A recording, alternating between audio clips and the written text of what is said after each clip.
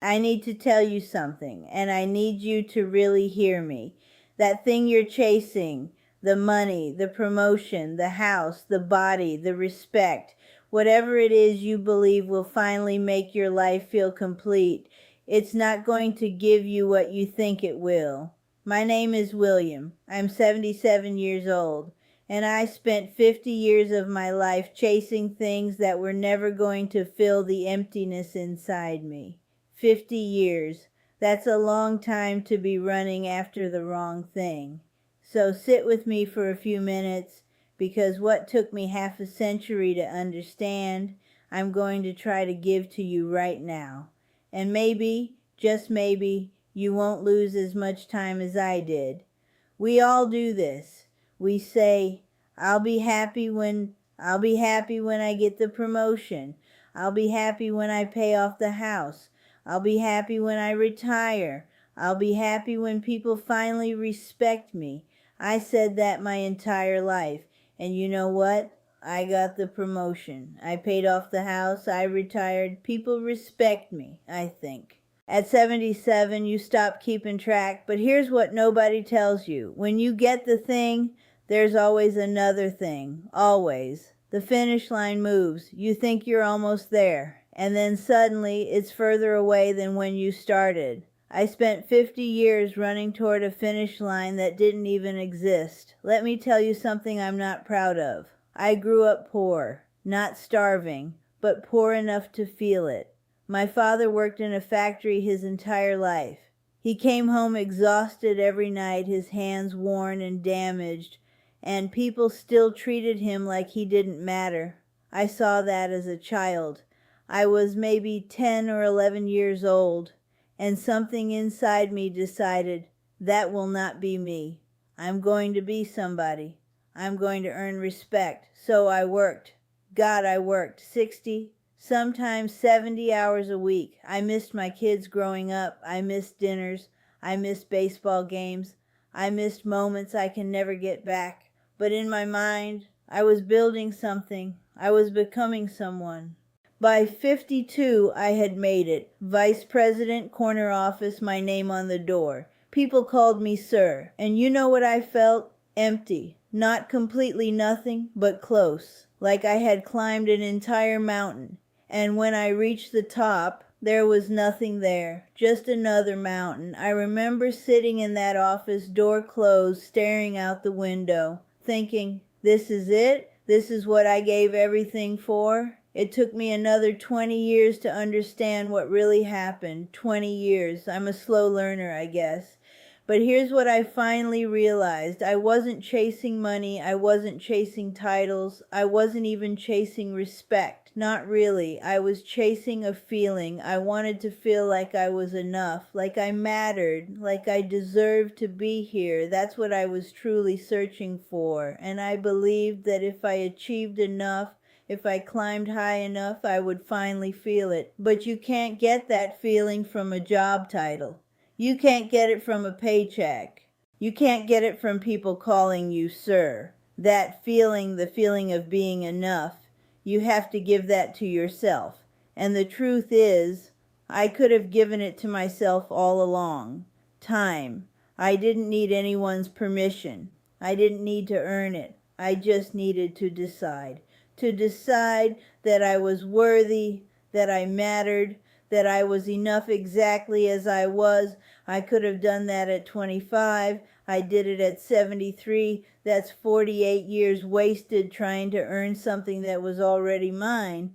The same thing happened in my marriage. Different story, same mistake. I thought if I provided enough, if I gave my wife the house, the cars, the nice things, she'd be happy. We'd be happy. That was my job, right? Provide. So I did. I provided the hell out of that marriage. But you know what my wife actually wanted?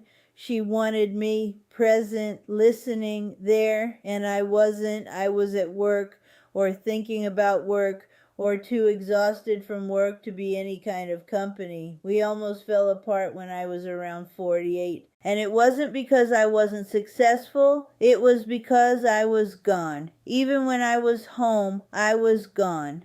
I remember something she said to me, clear as day. William, I don't need the money. I need you. I need you to look at me. I need you to hear me. I need you to be here. And I didn't understand. I thought I was there. I was paying the bills, wasn't I? Keeping a roof over our heads.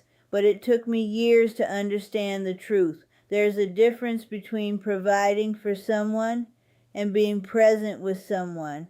They are not the same, not even close. I'm 77 now. Most of my friends are around my age, some older, some younger, a few are already gone. And I've noticed something. The ones who are miserable, they're still chasing, still comparing, still keeping score. I have a friend, 84 years old, and he's still upset that his neighbor has a nicer car. 84, still looking over the fence, still measuring himself against someone else, and he's miserable, absolutely miserable. I have another friend, she's 79. All she talks about is what she doesn't have. Her knees hurt, her kids don't call enough, her pension isn't big enough, everything is a complaint. Everything is a problem. She's been unhappy as long as I've known her, and she'll probably stay that way because she's still waiting for something outside of her to change so she can finally feel okay. But then there are others, and these people, they have something different, a lightness, a kind of peace. They're not trying to prove anything to anyone. They're not keeping score. They're just here, present, curious, enjoying what's right in front of them. My friend Earl, he's 86, and he's the happiest man I know. He doesn't have much. Small apartment, fixed income, health isn't great, but every morning he wakes up grateful. He's always learning something, reading, asking questions, exploring. He once told me, William, I spent 60 years trying to be somebody. Now I'm just trying to be here, and it's so much better. That's the difference. It's not money, it's not health, it's not even family, though that helps. It's whether you've made peace with yourself, whether you've stopped chasing and started being. You want to know what real freedom feels like? It's not having a bunch of money. That's not real freedom. I have friends with money, plenty of it, and they're trapped in their own minds, always worrying, always stressed, unable to enjoy anything. That's not freedom. Real freedom is when the things that used to bother you don't bother you anymore. When someone says something nasty and it just rolls off you. When you're not walking around needing everyone to like you. When you can look in the mirror, see a 77-year-old man staring back at you and say, yeah, that's me. And I'm okay with that. Real freedom is not needing anything outside of you to feel okay inside of you. And that, my friend, that takes most people a lifetime to understand. Some never do. They spend their whole lives chasing, waiting, believing happiness is just around the next corner. Here's the trap, and I want you to really understand this. You think once you get the thing, you'll finally feel satisfied. But you won't, because there's always another thing. I paid off my house at 58. I thought, this is it. Now I'll feel free. But instead, new worries showed up. Retirement savings, healthcare costs. What if the market crashes? What if something goes wrong? The fear didn't disappear when my life improved. It just found something new to attach itself to, and that's when it hit me. Fear doesn't leave when your circumstances change. Fear leaves when you change, when you decide it's not going to control your life anymore, when you decide that you're okay right now, no matter what happens tomorrow. That's an inside job. No amount of money can do that for you. No achievement, no relationship. It's something you have to do yourself. Everything I thought I wanted, the title, the money, the house, the respect, I didn't actually want those things. I wanted to feel safe. I wanted to feel like I mattered. I wanted to feel loved. But I was looking in all the wrong places. I tried to get those feelings from my job, my bank account, other people's opinions.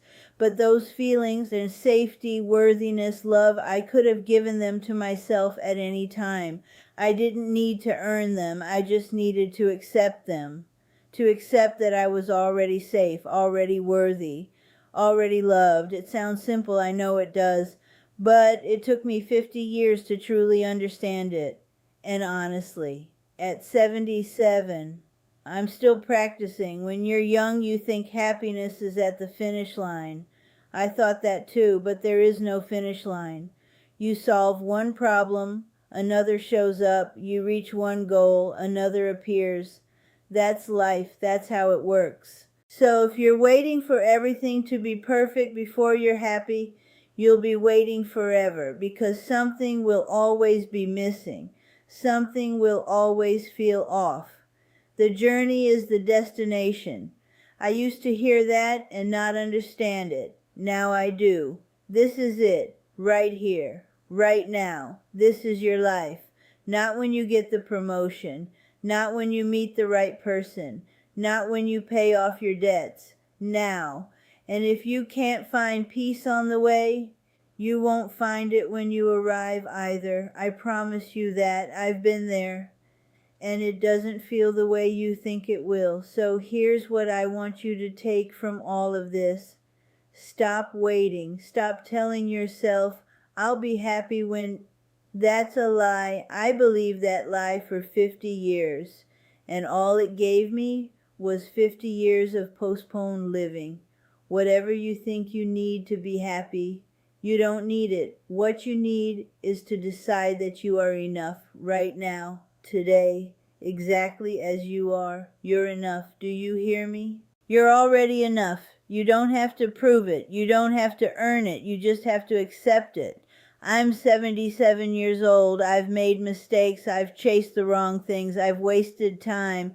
But one thing I know for sure is this. Everything you're searching for is already inside you. You just have to stop running long enough to notice. If this meant something to you, share it with someone who's grinding themselves into the ground, chasing something that will never truly satisfy them. And tell me this, what's your I'll be happy when? What are you waiting for? What would change if you decided you were enough right now?